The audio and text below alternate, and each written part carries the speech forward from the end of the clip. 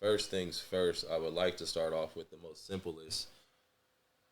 Go ahead and let people know who are you. So it's easy. What's your name? Angel Nicole. Angel Nicole. Where are you from? I'm from San Jose. Okay. How old are you? I'm 30. 30 years old. What out of all your many talents that we're getting ready to talk about, what is your favorite thing that you're skilled at that you like? My favorite thing, Hmm. like creatively, Yeah, that something that that I mean. There's a I mean, a songwriter, poet, author, model. I got jujitsu. Your sister. I mean, you're a daughter. You're an activist. I mean, yeah. what is I, is there something that's your favorite? my favorite thing is probably like being a sister because I think like that's what gets me going. Like that's Mm, what makes me feel like any of the other things are worth doing is like having my sister to look up mm. to me. No, that's deep. That's real. And if there was like one thing that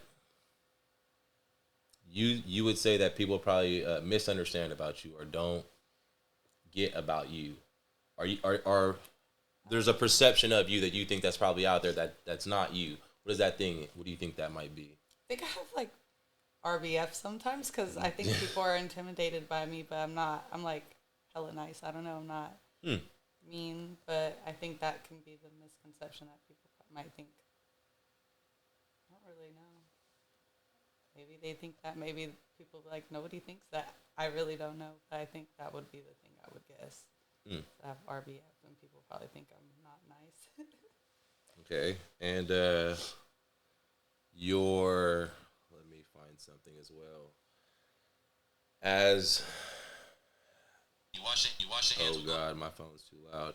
If you can go back to any point in time in your life, a young time in your life, and tell the young Angel Nicole something that that the 30-year-old woman right now will tell this young woman, this little girl, or however old, whichever age, what age would that be if you can go back and tell yourself something? Dang, what age would I? What was the toughest age? I guess probably like high school, maybe Hmm. like 15, 16 years old around that time, maybe just to tell myself to slow down and like not put so much pressure on myself. I think I put a lot of pressure on myself back What you said when you were about 15 years old, then. Yeah, like 15, 16. and about what?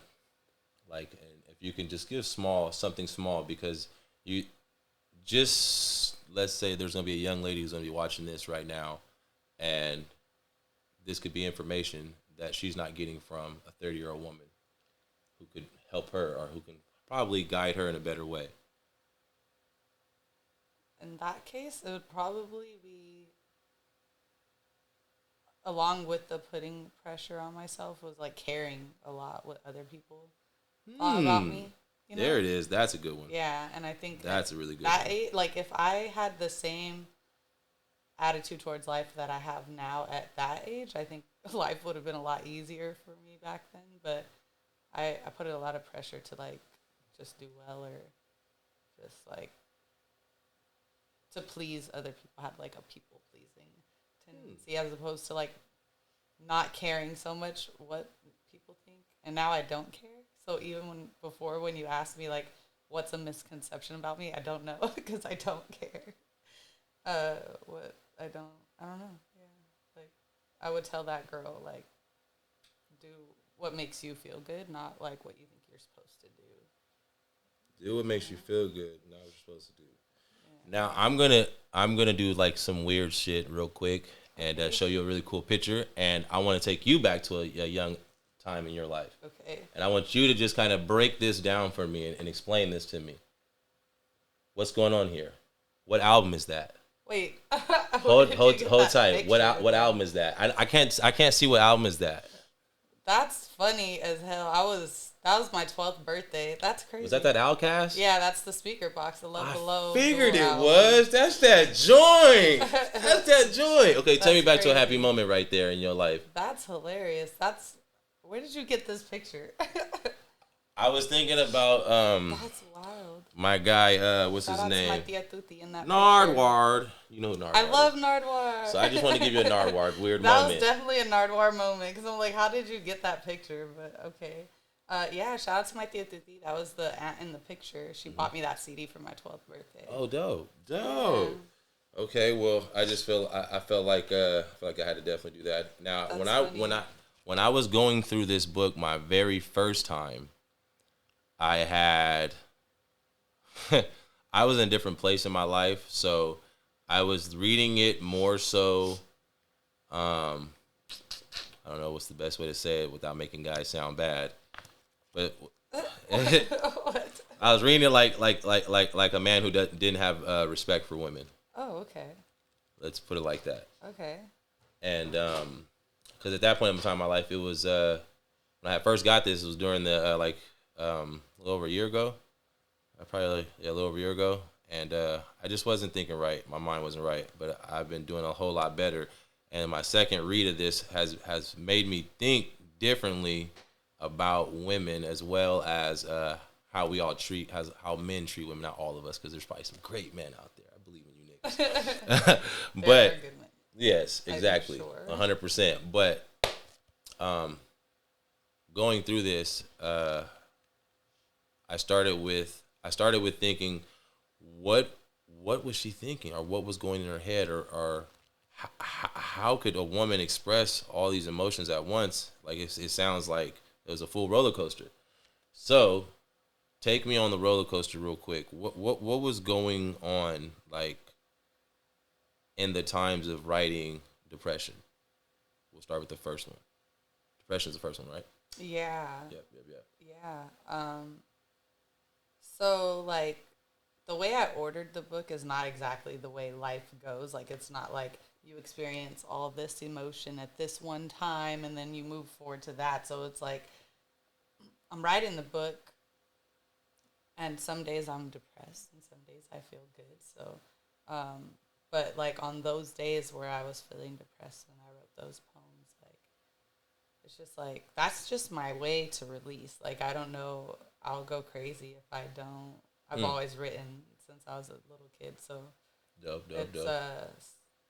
I was going through some shit, but I figured that's back when I would like just share with the bro and like, or like one of my cousins, or like just like a very small group of people, and those are the poems where they're like, you need to write a book, you know. So yeah, good thing we got those good people in the world. Those are the ones that people feel, because I think we have a lot of love songs and a lot of things about love, but we don't really have like a lot of vulnerability when it comes to like feeling, especially like as Black people. I think we don't really talk about the bad parts, or like we're going through it all, really. So like, I don't know, I had to let my shit out.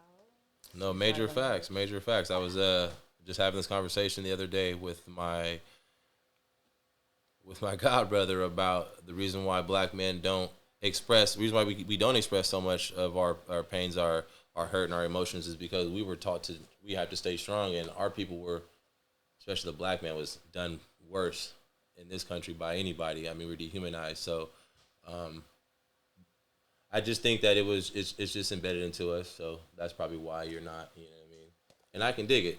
Do you have a favorite, I mean, if you can remember off the top, do you have a favorite joint in Depression that was your favorite one that stands out the most? Or in Depression, dang, there are a lot. I don't know if any of those are my favorite, because I was going through it at the time I wrote those, but I would think dang.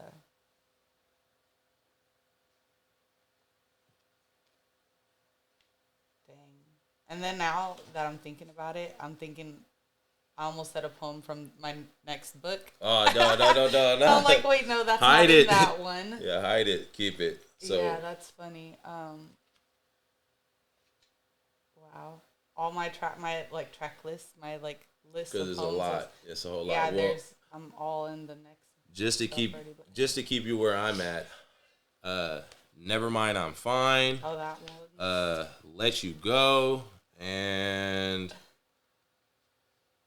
there was actually no, I'm already into the other ones. So those were my two that I could relate to the most, and but I could also not just personal experiences. I know people for sure. They read that shit, they're gonna be like, damn. I was there at this point in time. I remember what month it was. I remember how long it was. I remember the day. I remember who put me there. So it's like it makes it for more than just a great read. It's like, nigga, you could relate to this. Thank This is, you. you know what I mean? This is deep. So I definitely appreciate that. And it was some shit was even eye opening too, because you now as a man reading it, you start thinking like, oh, she's giving us some of that insight on how females feel and how females think. Pick up game, piece it up, because it's knowledge in here. So I've been picking up the little jewels that you drop in here. You know what I mean? Because some people ain't gonna pick up those jewels like that, and are probably not. They're probably not gonna read it like that. Yeah. You know what I mean? Because my first time I read it, I wasn't even. That shit was just, it was words, and I was reading. I was like, oh, it's cool. Okay, oh yeah, okay, cool. Yep. Oh man, someone hurt her heart. Oh man, and, I'm just reading, not digging into it, like what they taught us, read between the lines type shit. You know what I mean? So that's something I took out of there that I really, really enjoyed. But let's go to the next joint. Ego. The Ego Death. Yeah. Oh, man. Oh, man. It's a whole nother world in there. That was probably one of my favorite. Yeah, it's a whole nother. To write. I've even had my oldest child, my 10-year-old, read some of them. She was Dad. No. She was like, oh, Dad. No, it's not for kids. No, I see, and I'm glad you said that. I was getting ready to ask you that question. So how do you feel about that? I mean, is there an age? Is there an age range? A young lady people tell me, like, my mentor, for example, I'll never forget, because his daughter was probably 12 at the time, or maybe 13 at the time when my book came out, and he had luckily pre-read it before he gave it to her. But he thought it was a book he could give to her, like, and I was like, no, it's more like, when in my mind, like 18 and up, 17, 18 and up. Once like, the adult life starts happening. Yeah, because it's like a lot of adult stuff happening in that book, and illicit drug usage, and so I figured. Well, some parents are okay with super sheltering. Yes. Some parents are like, you know what, we should expose them a little bit. And I feel like I listened to Pac when I was little, so like I don't think I said anything in there that was as explicit as that. So I think, I don't know. Like, I would let my child read it, but that's just like me. But I know that there's just things that, like, there's some of the most beautiful poems in there, but then there's some poems that are, like, definitely not for everybody. I mean, it might go over a kid's head, honestly. I don't know. Right. And so I'm glad you said that. So my takeaway from that is, let's say a kid gets her hands on this book, and she's 10, 12, 13, and she's already reading this. Nowadays, society's little girls are already doing grown-up stuff, sadly, at a younger age. Yeah. And they, with being so exposed to so much stuff, thanks to social media and whatnot, these young girls are trying to do what the older girls are doing. I just feel that as long as let's say the message does go over her head, like you said, as long as she's at least retaining that message, by the time she's old enough, something will click in her head and say, oh, I remember I was reading that poem book from that black girl. That's like a dream come true, honestly, because that's how I feel like about, like, Erykah Badu and Baduism, you know what I'm saying? Real rap, like, say that. I was a child listening to it, and then as an adult listening to it, I'm like, damn, she was dropping so many gems for us, Right. And I get that now. Or, like, that was in my 20s, having that realization, like, that was for us, So that would be, like, a dream come true if that was the case. Well, I mean, that's not a stretch. I mean, you already have. So a lot of people write books, but never ever publish them. A lot of people write stuff and never publish their journals, and it's possible now. Yeah. So what you're talking about as a dream coming true is actually a possibility. It's just we just waiting on these young ladies to get older. Yeah. That's true. I've let my child read a couple of these. The ones that stand out the most were a healing process. I feel like any and everyone should be reading that, no matter male, female, age, none of that. I think that it could help, in my personal opinion. Breathe and Incomplete. Oh my God, I have a fly around me. I'm dying. I shouldn't be smoking here. I'm sorry, camera. Out of those ones, there are a few that I could take away and I can just jump into and be excited with. But we're gonna jump into the next section of that book. The flies around me. I'm dying. I gotta kill the fly. Don't kill it. No, I'm not. I'm just. Don't be a murderer. You sound like me. That's terrible. That's terrible. Because I always tell people, thou shalt not kill, and it doesn't say, a human. It just says thou shalt not kill. Exactly. Yeah. So that's funny. You sound like me. Damn it. It's terrible. Black Queen. When I read Black Queen, I sent it to my older sister, and she was like, "Who wrote that, nigga?" No way. Yeah, and I was like, "I don't know, but I don't know her yet. But I'm gonna do an interview with her. You know what I mean?" And she was like, "Oh, well, ask her this. How does she feel about being called a Black Queen compared to when she don't get called a Black Queen?" So I'm assuming she meant in a I guess when there's that moment when someone who's clearly been calling other people Black Queen or is known to call you a Black Queen, but there's a time that they could uplift you and give you that uplifting, but then they hold back. Have you ever been in that moment? And if not, I mean, if so, how does it feel? But if not, I mean, how would you feel? How would I feel if, I guess if I'm used to getting the praises or if I'm used to that person giving the praises? That person. And then they hold back. Mm-hmm. I don't know. I do overthink things, so I probably would overthink it a little bit. But I try not to take things personally because at the end of the day, I know who I am. Right. And I know who my mother raised, so it's like, I don't know, that's kind of like a them thing. And I'm over here with it. Yeah. I can dig it.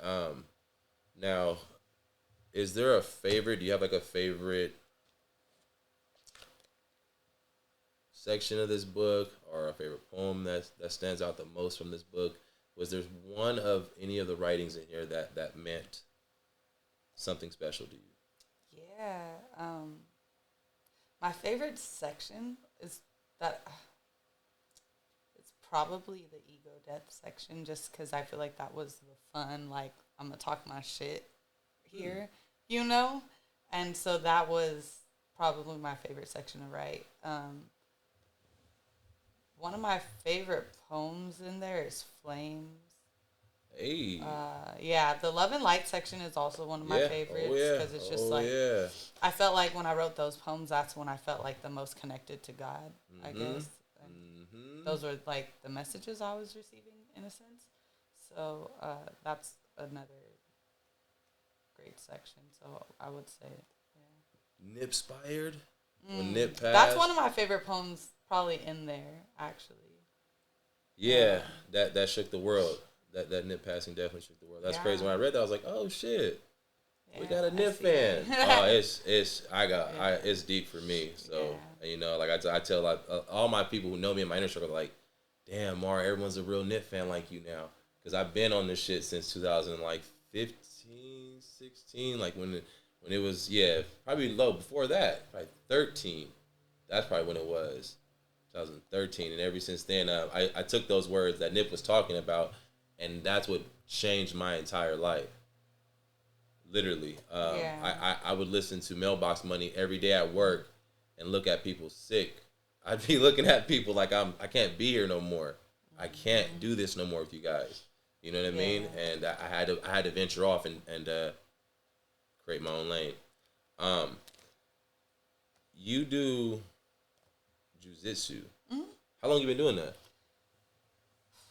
A little over a year. I started before the pandemic and then had this stupid injury and now I'm back. So total it's been only a little over a year.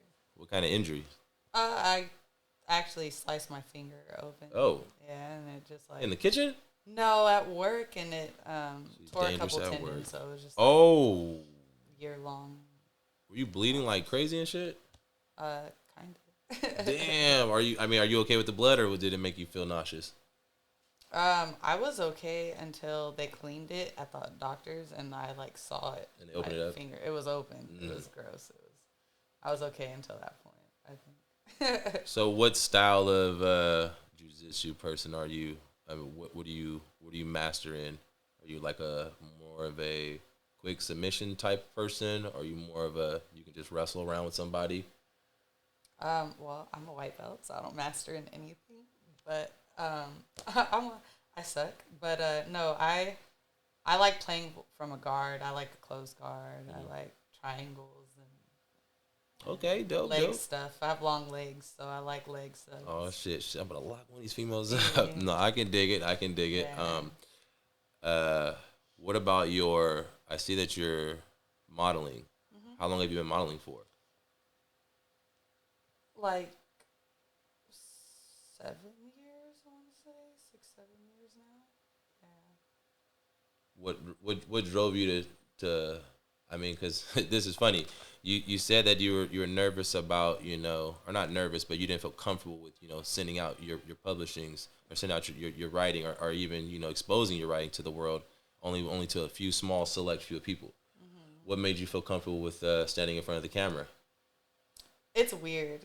I don't know how to explain it, but when I'm modeling, like, I'm so comfortable. Like, I feel like I'm supposed to be doing that. Oh, okay. So it's like I could turn it on, Mm-hmm. and I love that.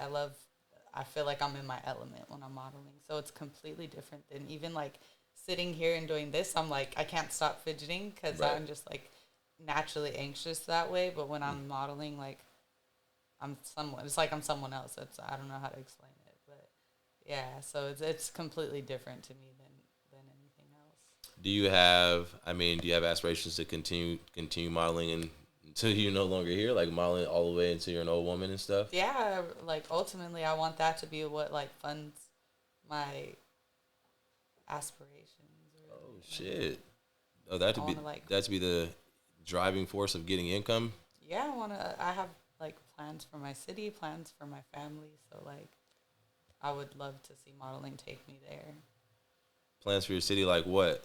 Anything you want to share now, or something that can't be shared right now? I can share. I don't. Ever since I was a little girl, like I knew I wanted to open up a homeless shelter here, and then now that I'm older and there's so much more of a massive homeless problem here, it's like something I know that I'm going to do because people need help.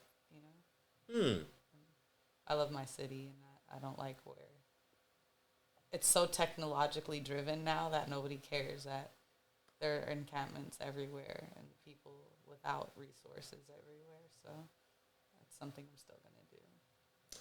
That's big to me. For the people who know me and my story, I was homeless for like 5 years. Really? And yeah, it was terrible. It was terrible. What changed my life was my oldest child, and I tell her all the time. But without her, I probably wouldn't even be here. Really? No, yeah, real rap. Yeah. So, but then she also motivated me on another level to be more than just not homeless. Let's try to do more and get more and get more and do more and more, and to where I am here today, and still want to do more with my life. Just because I have something that's my drive. You know what I mean? Yeah, and that's beautiful. But the homeless side of the story is it's never pretty, and to hear you say that, that's dope. It means a lot. It definitely means a lot. A lot of people who I felt grew up, I don't want to say just more fortunate, but kids who never had to go without a home. They don't look into it like that as much, and they probably don't care too much for it. So I don't know what your upbringing was or whatnot, but I'm going to assume you weren't homeless, were you? We actually were homeless for a while. Not as long as you were, but for like a year or so. And you remember what it felt like, right? Absolutely. But just not even that. I just feel like I always had, I grew up in a poor neighborhood anyways. So, like, seen everything. So I've just always had a great deal of empathy for people. That's like we need more good people in the world. Yeah, we need more good people in the world like you. That's crazy. Yeah. with where we are now, I guess, should I say, yeah, where you are now, do you feel like you have a duration on when you want to start trying to, I guess, put a foot forward in whatever it is that you're going to do to help out with the homeless? Well, right now, like my day job, my 9 to 5 job is I do that.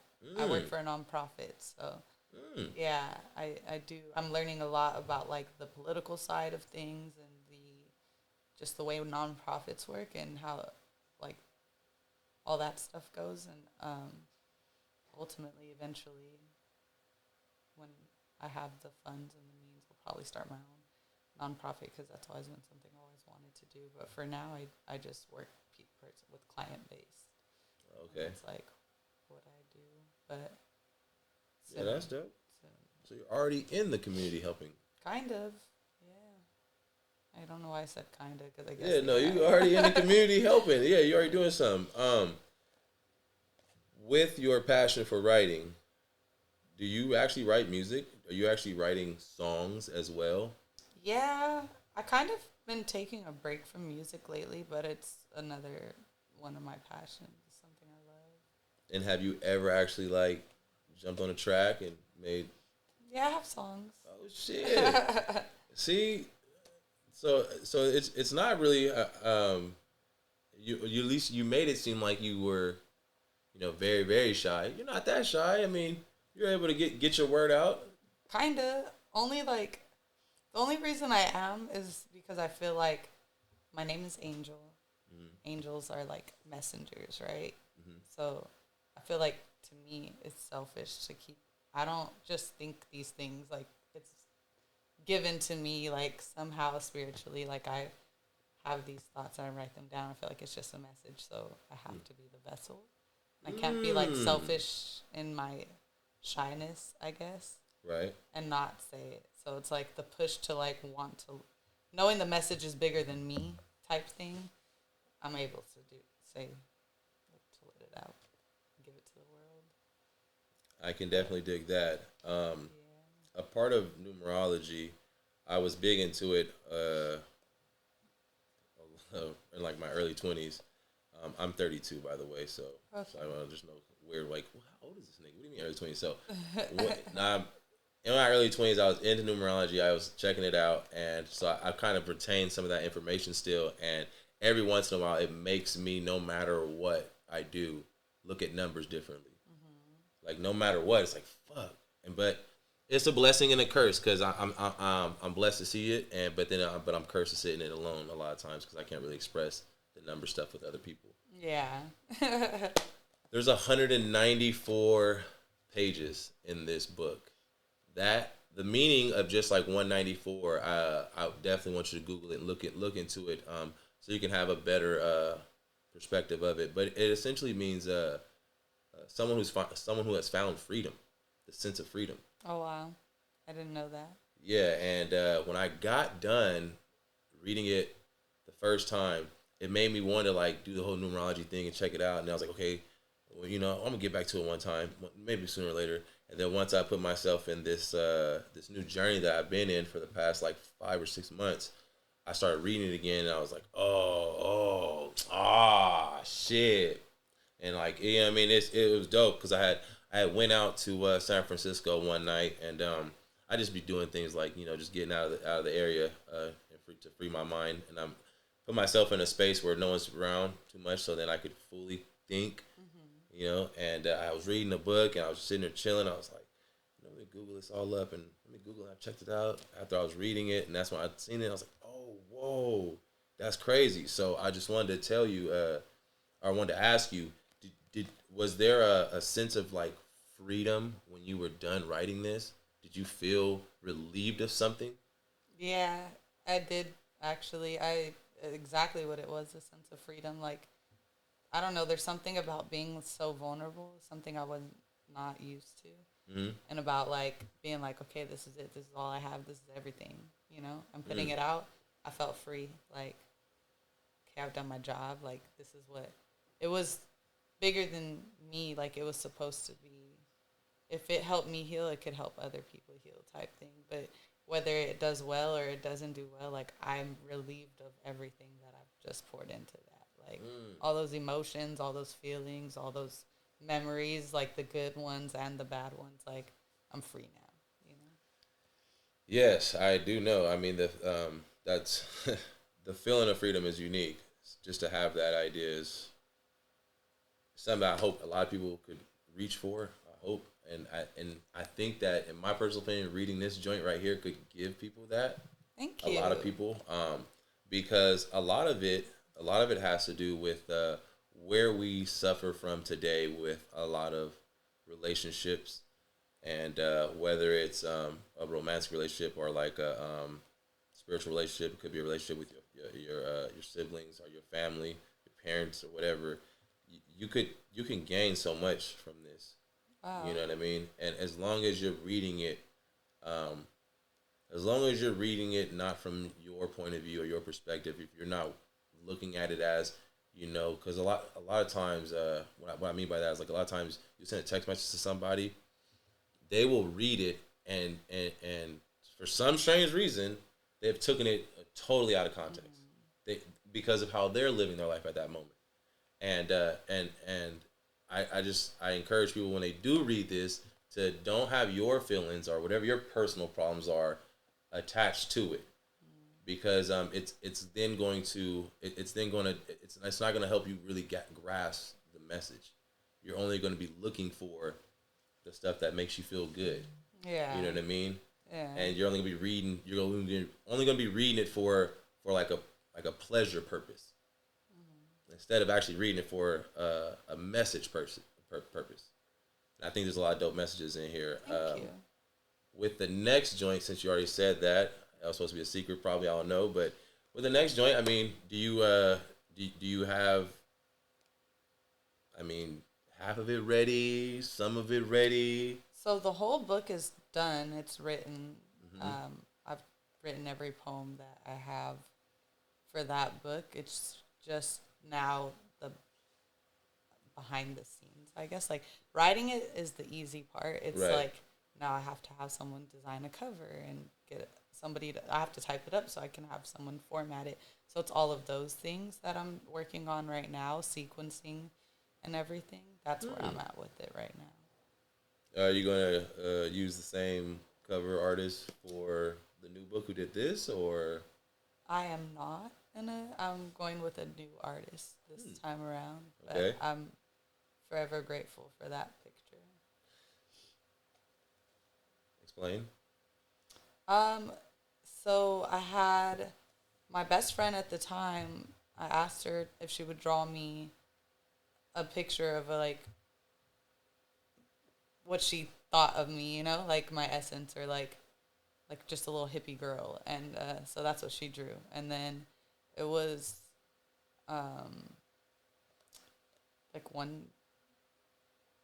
it was just one of the girl or whatever, and then I just messed with different effects, and then one of them turned it into 3, and 3 is my number. It's an angel number also, but it's also like my favorite number, and it means like your ancestors are with you, and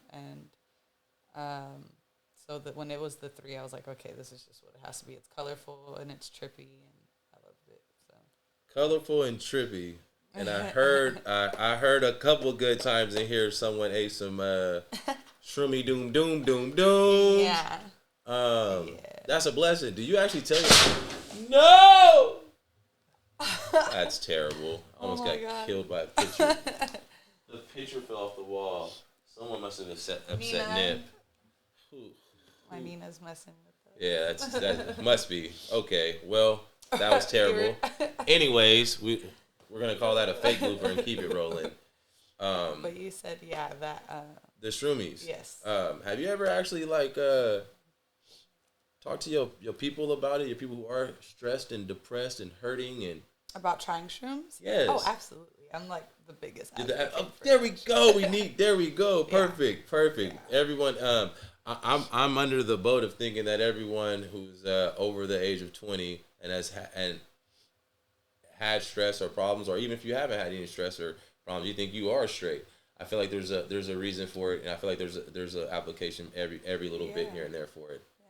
Um, do you were you microdosing throughout some of these, or were you actually taking a gram, 2 grams? You taking something to actually trip? Were you ever No, I actually? was like tripping balls for a Oh lot shit! of those. And then I didn't start microdosing until like this last year. What the fuck? She said I was loaded. I was eating them, No, sir. I just put yeah. them in. It didn't matter. It's funny. I think down the rabbit hole is shit. Is that in this book? I don't know. This book, yeah, is no. See, that's the next book. It's not down the rabbit hole. It's God. 1, 2, 3 dreams in this book, and it's funny because that's my dad's favorite poem that I've written that he's read, and he doesn't know. Like I was majorly tripping balls when I wrote that poem. Yeah. Loaded. Yeah. But that's where I do like some of my best stuff.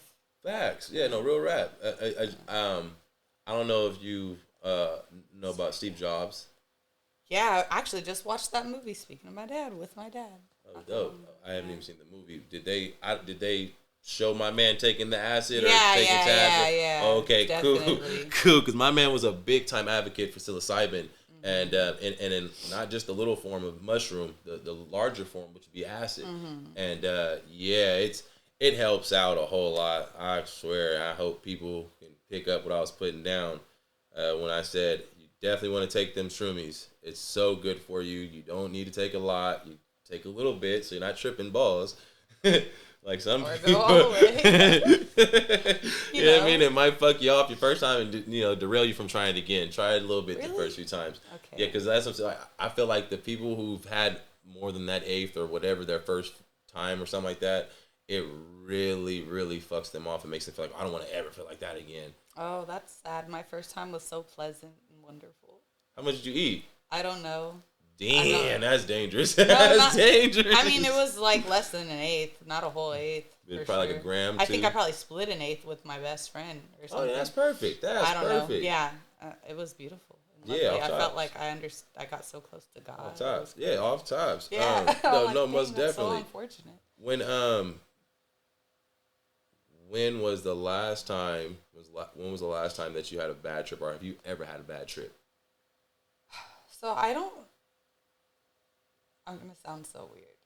I'm not weird. Oh, I'm a little weird, but It's life. because I don't necessarily think there's such thing as a bad trip. I just think we get what we need when we need it, and if we're not ready for it, then we could think it's a bad trip. But like, I think like my last trip, I had so much trauma to release. I had a lot of things that have just happened the last couple of years alone that like I've been storing inside of me, and I like let it all out, and I cried so much, right? And to anybody else that'd be a bad trip, but to me it was one of the best, most beautiful trips I've ever had because yeah, and like get closer to whatever connection I have to the universe, and so I think I've had one real trip where I was like pretty anxious, and it was like this time of year, it was around Halloween time, so I don't know if a portal was open or what it was, but that's actually when I wrote 1, 2, 3 dreams, because I was like going through it a little bit. But even that, like I feel like I always get what I need from the trip itself. Like I don't know, yeah, I don't really. I'm a bad person. I'm not. I'm a bad. I don't think I'm a bad person, but like I just don't think I there's a bad like because people are gonna be like, girl, that yes, there are bad trips because people have had bad trips, But I just think it's like what we don't know we need, or like what we need, and we're just not ready for it. Yeah. So the way you pretty much explained it the way I explain it to people all the time. I don't feel there's a bad trip. I feel like what happens is you are probably in a bad spirit at that time, or you're around too many negative spirits, and it's all permeating around you. And eventually, you're going to be sitting in it. You're gonna be soaking in it. Actually, like you get in the tub, like you wet now. Yeah. It's a wrap. You know what I mean? And then until you dry off, you're gonna be you. It's just what it is. But I don't think anyone has a bad trip per se, and especially if you eat by yourself. I always tell people, shroom by yourself, so you don't have anything that could be around you that that could possibly hinder your happiness at that moment. You don't want anybody ruining the vibe of your trip. I've had that, and I actually prefer to shroom either alone or like with like my bro, or like Right. there's certain people, Right. you know, that I'm like, okay, I'll shroom with you. But like That's aside it. from that, I like to be in my room with my Mm. crystals, like my like all Oh my shit, she got the amethyst crystals and all the shit in the I have a room. lot of crystals. I have like my singing bowl and stuff. Just like my element where I feel Singing safe. bowl. Oh, that's the thing that goes. Yeah, Oh yeah, shit, that yeah. shit dope. Yeah, so you know. I know what it is. I just ain't never. Yeah. Yeah. So I just prefer to be there. I have my incense. I could talk to my ancestors, like Yeah, real without rap. like feeling like, because I would love to go to nature, but if I start talking to like the fucking tree, I just want to talk to the fucking tree. I don't want people like, why is this girl talking to the tree? You know what I'm saying? Like, if I just Right. want to connect with my ancestors, I just want to connect with my ancestors. I don't want outside people, like you said. Yeah. That's So funny because I'm I right have an there. excuse for mine. So I mountain bike, and when I get to the top of the mountain, or if I stop somewhere in a weird spot and I like start talking to a tree, people don't even fuck with me, let alone I'm a nigga. I'm a black guy. I don't want to say nothing anyway. But I'm talking to the tree, but I'm high as fuck off the shroom.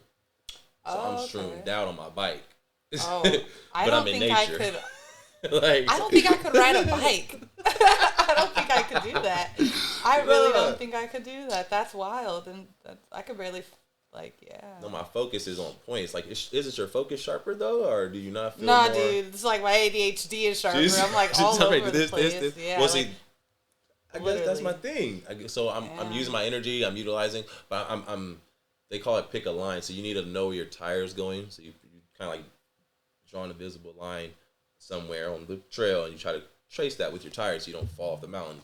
But when I'm on the shroom, I can draw the line. Hell, like, ooh, okay, niggas is here, ooh, there, ooh. I That's look me back with and start weed. talking shit like, ooh, you niggas ain't seeing me. So I got all that extra shroom energy, shroom Yeah. energy. So that's crazy. Huh. So, but I'm talking to the tree, and I'm gonna be tripping about it. And you just said you ain't going outside to talk to the tree because niggas would trip, and I'm 100% sure they would definitely say, "What is wrong with this sister?" She has Yeah, lost I her mean, I'm rabbit talking ass. to the tree regardless. I don't care. I always talk to. I'll be walking my dog and like talking, thanking the trees. I don't care. They could think I'm weird, but yeah, it's like when I'm on shrooms though, it's like that little. It's like weed magnified with the paranoia. So it's like I'd rather Right. just be at home with the vibe of like music and colors. I could dig it. No, I could definitely dig it. If you were to sell your book to me right now, how would you do it? Like a sales pitch. To check out your book. Let's say if you were sitting outside, like how most, I mean, Like selling out my trunk. Right? yeah, how most people would sell out their books before we had this beautiful thing called social media and Amazon and all this internet shit. Yeah, thank when God I was for a the kid, internet. yeah, when I was a kid, when niggas had their book, they was on the streets with it. Yeah. Well, I mean, I've done that too, in a sense, I guess. Not really, no, facilitated all through social media. But how would I sell it to you? Yeah, as a man, how would you sell this to me as a man? You know what's crazy? I will answer that. But I think guys like fuck with my shit more than girls do. And I think a lot of girls do. But I get a lot of love from guys. And that like kind of shook me at first because I'd never wrote from like the man's perspective or mhm. like with the man's perspective in mind. And then so now I'm a little more mindful too, like, okay, do something for the fellas or something, you know, because Hey, like y'all be you really was supportive. considered. So if I was selling it to a man, dang, I'd be like, do you want to get your soul right? I look at you and be like, okay, do I gotta sign a contract for my shit? Like, No, you can have that book for free, and if you like it, you Damn. can pay me. If you don't like it, then you don't have to buy it. I'm gonna just walk. I'll probably fuck around and snatch the shit out your hands. No, I'm just playing. Honestly, anytime I see somebody trying to sell a book on the street, I always buy it, no matter what, That's tight. because it means a lot to them, and it's very humbling for someone to go out on the streets and try to sell a book. Yeah, my friend Sharif, he's done that. So shout out to Sharif Hey, because he's I've known him since I was in like the second grade. oh, But he's also a black author, and he's oh, well, I gotta one of the check ones him that out. inspired me to like use my voice. Yeah, See, I gotta check him out too, and he's from out here, he's obviously. from San Jose. Yeah. I gotta check his. Come on now, and that, like I said, that's my form of activist. Yeah. You know what I mean? I help support my black people whenever they're doing anything, pop up food, whatever, even some terrible music. I've bought in terrible albums. Niggas are I trash. bought some gas station mixtapes before. You know what I mean? But I did it. You know what I mean? But it is what it is. I don't want to hold you. I know you're probably very busy. Is there anything that you would like to ask me? Yeah, I guess. I like Anything. You know, Okay. I'm okay. because I noticed you're a father of 2 girls. So like, how is that for you being a dad? It's stressful. Oh, I'm mine. Yes, I have a sister and my poor dad, so I bet it was. That's a deep question. So I'll try to simplify it with my mother went to prison for murder when I was 2 years old. Wow. And my father's never been in the picture in my life except for like a year in total of my whole 32 years. And I never had parents. So the thing that I always wanted was to give my kids all the shit I never, ever, ever, ever was able to do and have. And not with like gifts and stuff because I don't want them to be spoiled because those are the kids I beat up on at school, sadly. But being a parent means everything to me. It's more than just being a parent. Like, I get offended when someone says, like, oh, you're in daddy mode? You're doing daddy duties? No, nigga. I don't know daddy duties. These are my kids. Yeah. They belong to me. They look just like me. Yeah. But the oldest one is my twin. You know what I mean? But Yeah. these are this is what I got to, this is like my enjoyment. My pride and joy is taking care of my kids, hanging out with them. Shoot, man, I've taught them everything that I was never taught. That was the most important thing. Like, if I don't know where they're at right now, but if we just yell at them, say it loud, those little girls gonna scream it Really? off tops because they're some black girls and they love it. But I've love taught them that. so many things, and they'll just like reading when they were 3, everything, ride a bike, everything. But I didn't have parents to taught me none of that stuff, so I taught them everything, Yeah. even how to use the bathroom and wipe down. Yeah. Yeah. You know what I'm talking about? Yeah. So everything, and shower, wash behind your head, wash behind your ears, and brush the top of your mouth. And some of you niggas, brush the roof of your mouth. And scrape your tongue. Thank you.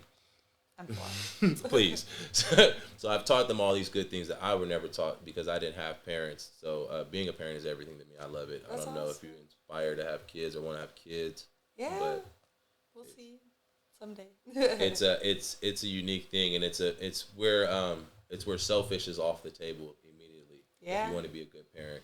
Yeah. All everything I do is just generated around those kids. So I love it, and I never had like a hard day or a bad day. It's just parenting. You know, sometimes we just don't get certain shit right, or certain things we want to do a certain way, only because how we were brought up, and we think that that's how you raise somebody. But then you start educating yourself and understand that's not how you do it. Just like, for instance, I just got done with, I told you I'm listening to this podcast, the Little 10-Minute Podcast. It's about not asking a question that you already know the answer to.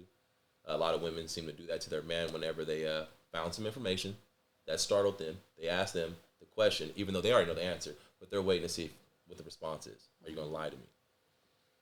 But a lot of parents do that to their kids, and that's terrible. In my personal opinion, because you're creating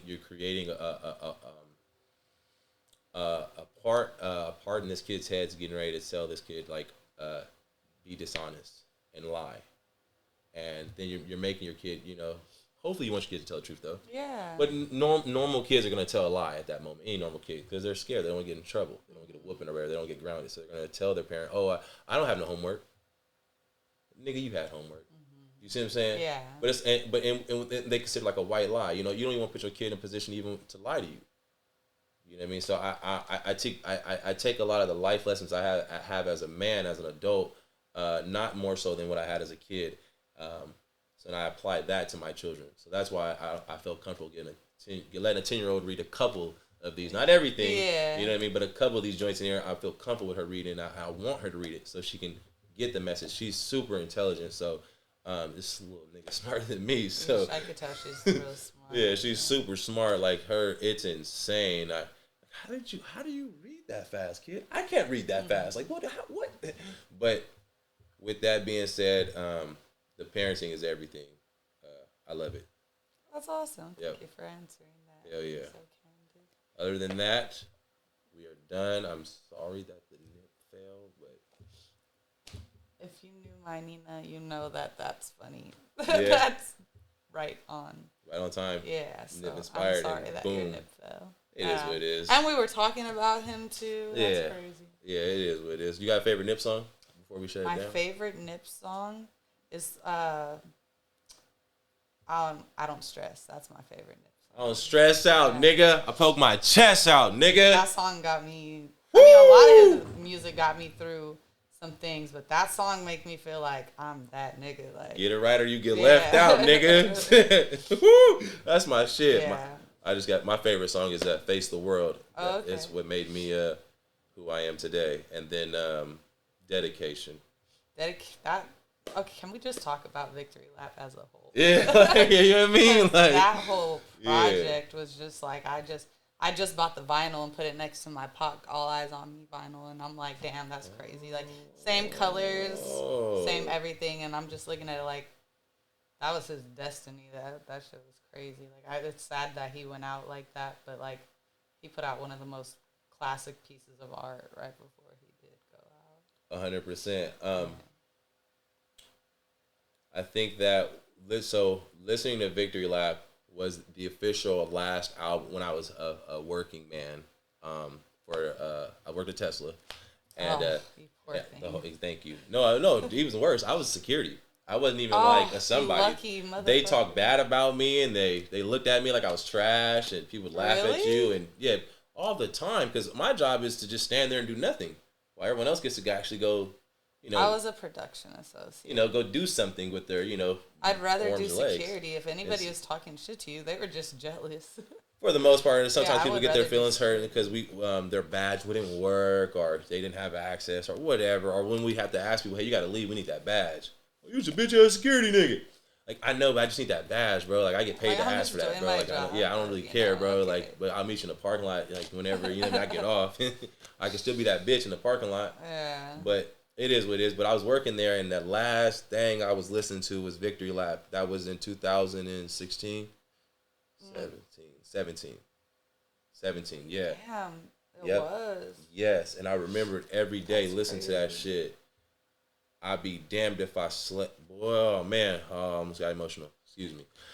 Woo! Let me get this out. Okay, so I'd be damned if I slaved for some white crackers. When I heard that shit, and I used to listen to it every day, and I would hear and being black in public is different. I know people like to feel black and want to seem black and say nigga and walk a certain way and listen to our music, and that's cool, great. I'm glad you love the culture.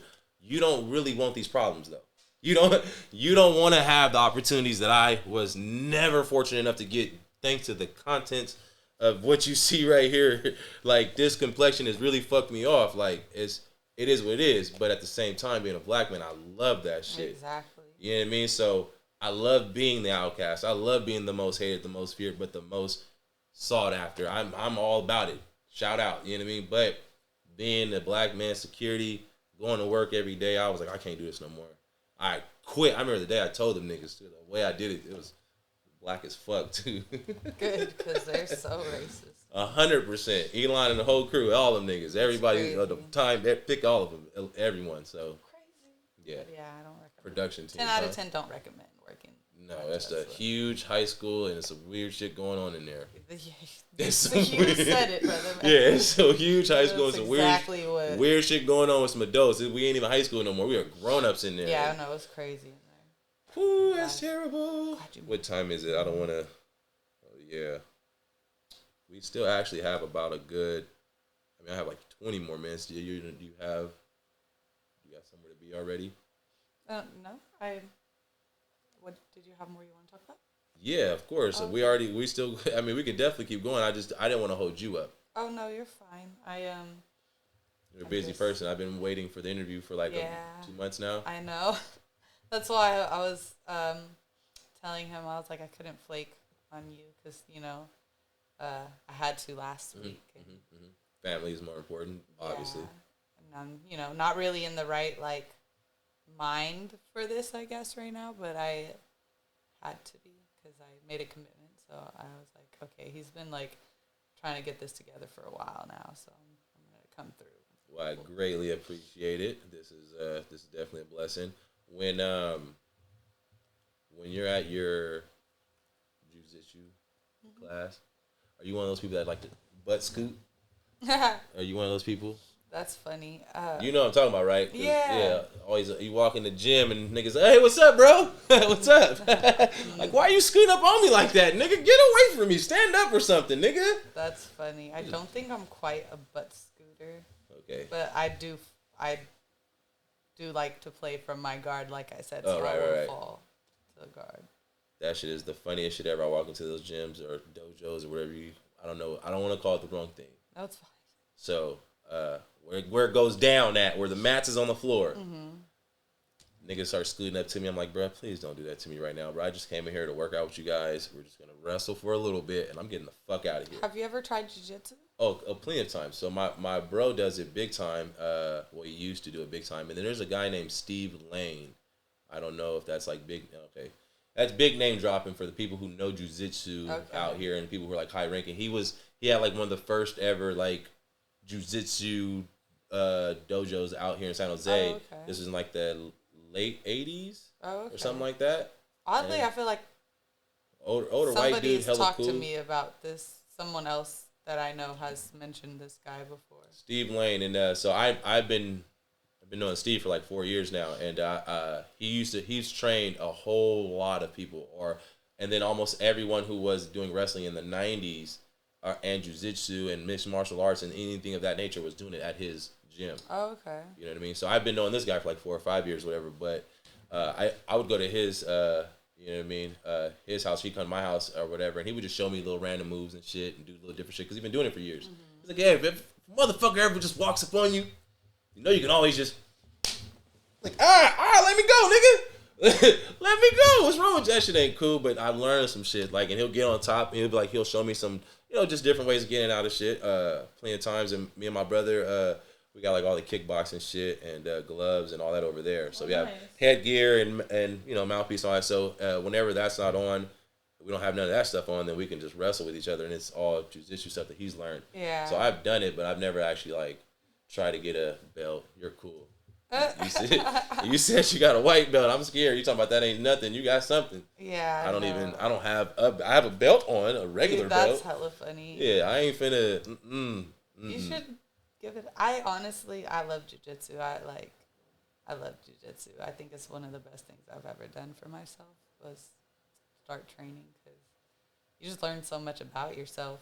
Like it's crazy. Like I go in there to learn a new way to like defend myself or protect myself or whatever it is, like a new move. But I end up learning so much more about myself and like it's crazy, like the confidence that comes with it. Like I never wanted to compete. Like I just wanted to learn. And my coach is, he's real cool and he just like pushed me to compete. He's like, dude, just do it. Like, just do it. And I did it because like I said, I have really bad anxiety. So like, we went to just go watch our friends compete and I almost had an anxiety attack in there. Like I was like, there's too many people. It's just too much going on. Like I don't like being around crowds. So I was like, there's just no way that I'm going to ever jump compete. in there. Yeah, like that's just out. But he like convinced me to do it and I did it. And it's like pushing past my comfort zone, pushing past like my anxiety, like which has just gotten so much worse over the last couple years. And just like doing it and then like doing it again and again. So it's like, right. Yeah, you just learn something about yourself and like I don't know what it is about like bringing up the traumas. Like I'll be rolling and all of a sudden I'm thinking about something random and it's just like helps me work through it. It's really weird, but I think everybody should. It's like mushrooms. So it's therapeutic. Like, you should do jujitsu and mushrooms. Yeah, so it's therapeutic. Yeah, definitely. You have competed, and how many times have you competed so far? I've competed 3 times. I have another competition coming up in a few weeks, but yeah, I've competed 3 times. And are you competing with women or like young girls?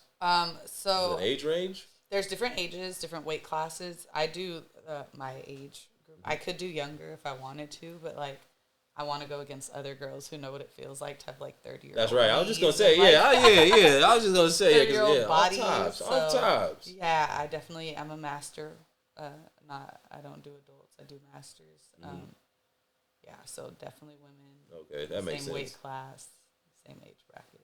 That makes sense, yeah, because I was going to say, damn, hell no, them youngsters be, Yeah, no, even in our gym, like, the young ones, they be, like, cranking shit, and I'm just like, oh, you're young, you don't understand. Like, but I'm old, so please bear with me here. Yep. Yeah. So that's funny you said you think I should try it. My my boy be like, he always calls me Bruce Leroy. I don't know if you get the joke. Black, yeah. So. Some black people don't know, and I'm like, wait, what? How old are you? How do you not know this, nigga? What's wrong with you? But he always like, but you should really just, go get you a black belt one day, bruh. Just keep trying. I'm like, why? Like, what for what? Like, you'll love it, bruh. It's amazing. You should listen to your homie. I don't know. I'll probably look into it though.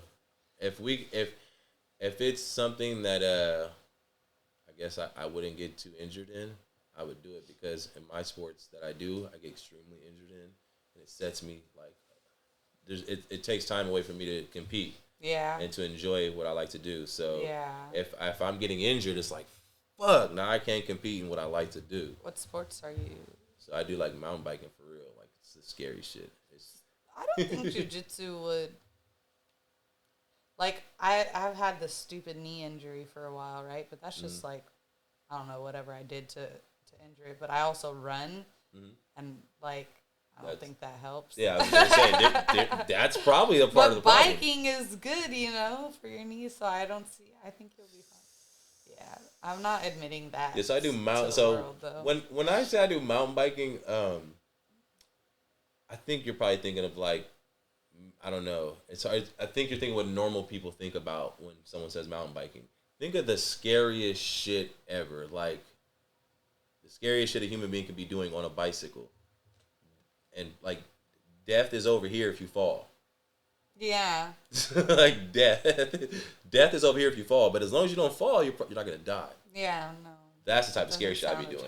Yeah, it's not cool at all. It's not. So that's what I'm trying to say. So mountain bike. And I think he's talking, like, regular mountain biking, like in the trails and the mountains. I'm not doing that shit at all. Like, I'm clumsy. I'm not doing it.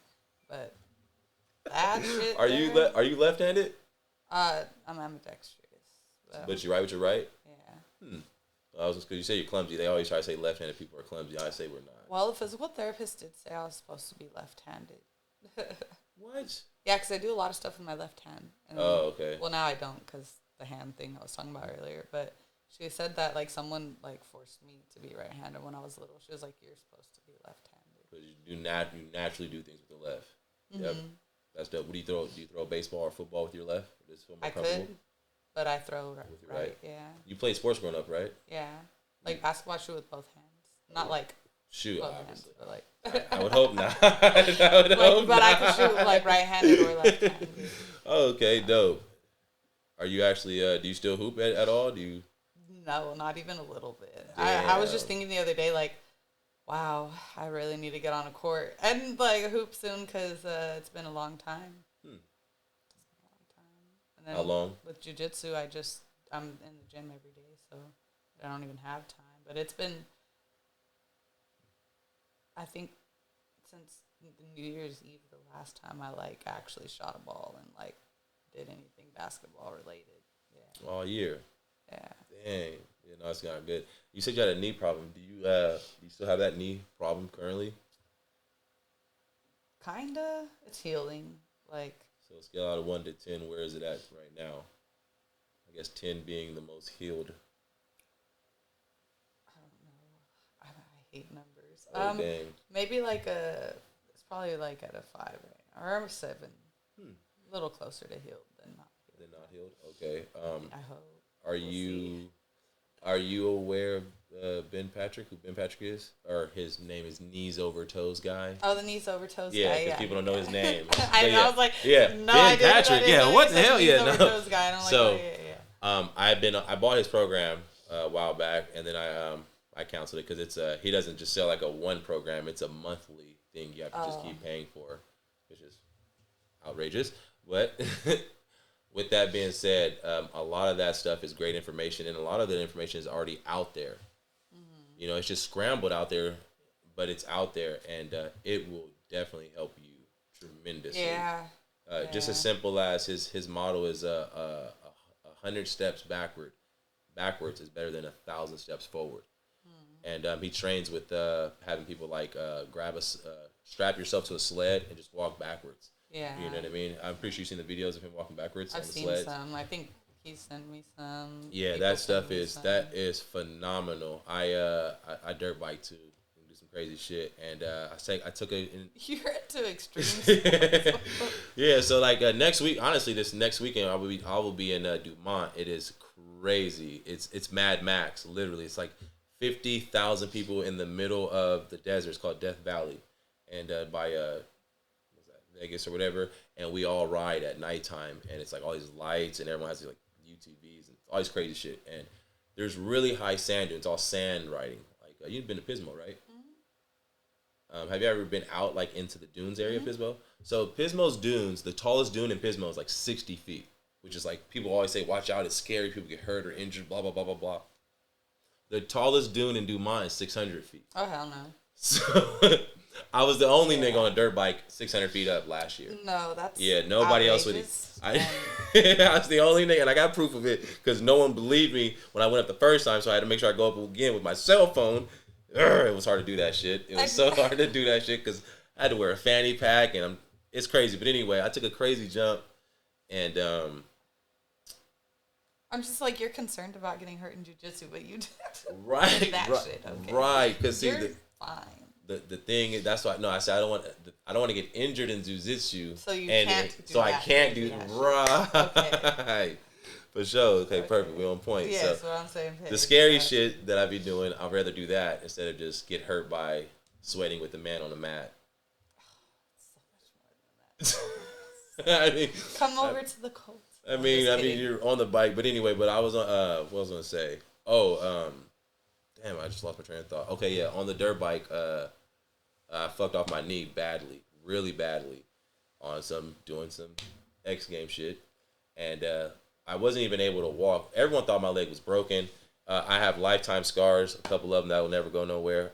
And what saved my knee was Ben Patrick. Really? What saved my knee was knees over toes guy. I didn't think I'd ever even run again, let alone I didn't think I'd even be able to touch the rim again.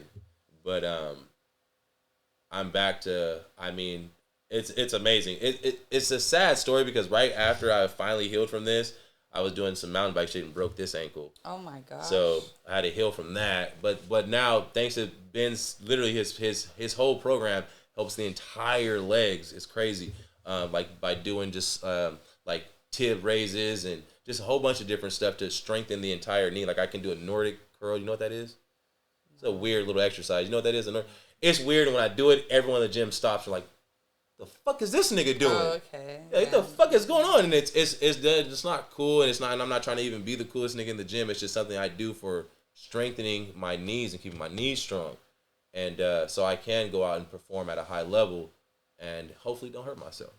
You know what I mean? But I said that to say this: you should look into it. I will definitely go ahead and find the good ones that are very simple and a lot of stuff you can even do like at home type shit. And I'll send you some of those Ben Patrick videos. Oh, thank you. Yeah, for sure. Yeah. So you can do some simple stuff while you're at home. Very easy. It is life changing, and it'll turn that 7 to a 10 that you just said for the injured Yeah. level. But then it'll also turn it into like this insane bulletproof type shit if you continuously do this stuff. Yeah, that's what I need because like I can't keep going through this. You're right. Yeah, no. Like this is the second time I turned 30 and then my knees go out on me. It's It crazy. ain't no knees like Megan when you're 30. I tell you, young girls. It's crazy. It's ain't no knees Never like had a Megan. knee injury. Played basketball for 15 years. I never had a damn knee injury. Oh, did you hoop for 15 years? Well, yeah, I started playing like competitively when I was like 6. Dang. You could probably get a bucket on me, probably. That's crazy. That's dope. Do you have a position that you play? Is there like a shooting guard? You're tall, so you're probably playing like power forward or something, huh? I'm not that tall though. I'm only 5'6", but I until I got to college, I was like a shooting guard, small forward, and then I got to college and I played in the post. Actually, I played power forward, Man. which was hard on my body. Banging against the big girls Yeah, down low. but, Yeah. you know, Do you have a favorite player in the league? Don't say Steph. why not? I already knew it was coming. No, actually, yeah. Well, yeah. Katie and Steph are like my favorite players. Oh, dope. No. Yeah. So Who do you think the best player in the league is? Steph. Steph? Yeah. Dope. I can dig it. And do you see Steph as one of the all-time greats now, for sure? Easily.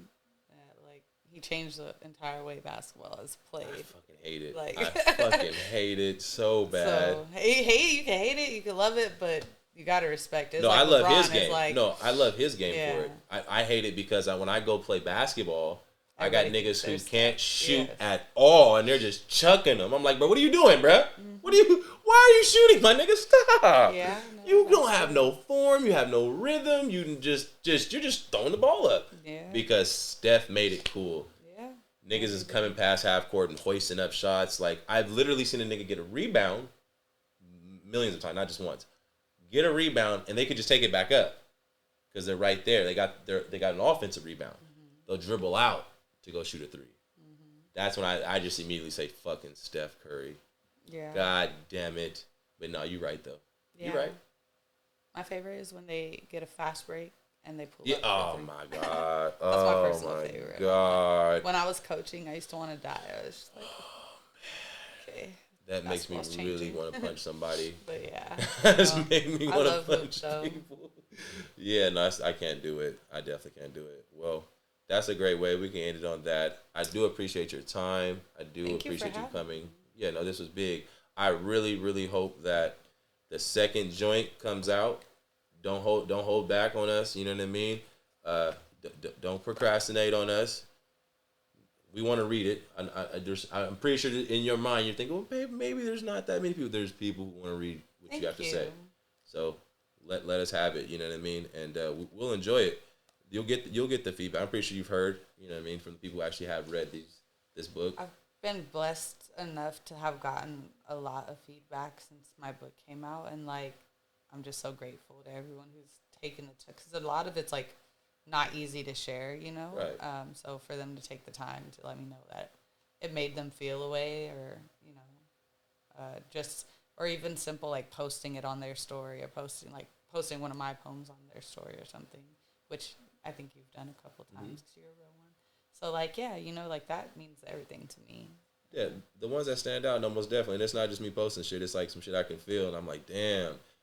And that's why it means so much to me, because I think like people really do feel it, and that was like, I just always said when I was gonna drop the book, like if it could just at least help one person, then I've done my job. That's like, it'll be worth it, you know. And to know that there's so many people who like relate and like needed that art to get them through whatever they were experiencing at that time, like I'm grateful. Well, and before you do leave, can I get your cool signature somewhere on here? Yeah. I got a pen. I don't have these are pencils right here, but I have a pen somewhere. Yeah, I definitely gotta get your signature for sure. Cause I seen you were doing book signings at one point in time, right? When they came out. I did a book signing when it came out, and then I did like a LA drop off. So I went down to SoCal and dropped off books to whoever ordered them, like in person, and then I did a couple drop offs of a lot actually up here. So a lot of people do. I did sign a lot of books. Yeah, I want to be on that list. Yeah, That's it. I yeah. want to make sure, like, yeah, me. I don't want just to have the podcast. I want people to say, "Oh, you even had her sign the book." Yeah, of thank course. you. I'm honored. No, for surely. That's it, you guys. Y'all have a good one. Please tip your waitresses and waiters. Yes. Please, those Yes. people working hard. As a former waitress, I approve of that message. That's it. Oh, excuse me.